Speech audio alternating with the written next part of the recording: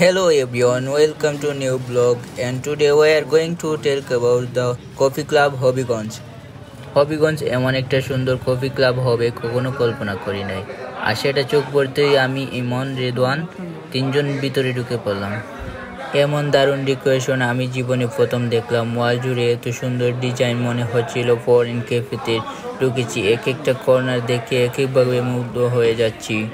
আমি তখন রেস্টরুম দেখতে গেলাম। বিলিভ মি, ওখানে এত সুন্দর সেট আপ, জগে সুপার ক্লিন।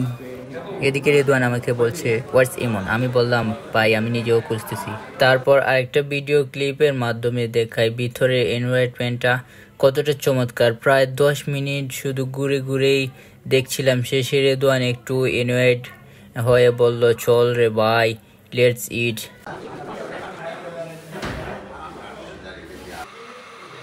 আমি তখন কফি মেকিং প্রসেস দাঁড়িয়ে দাঁড়িয়ে খেয়াল করছিলাম। ভাবছিলাম ইন ফিউচারে যেন ওয়াইফকে কষ্ট না দিতে হয়।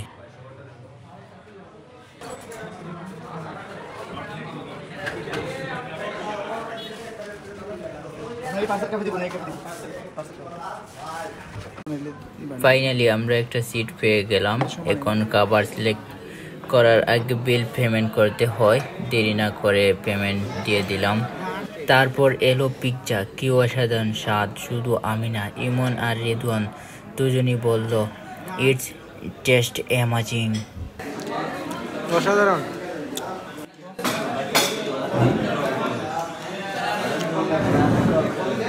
পুরো এক্সপিরিয়েন্সটা ছিল এক কথায় ওয়াসাম।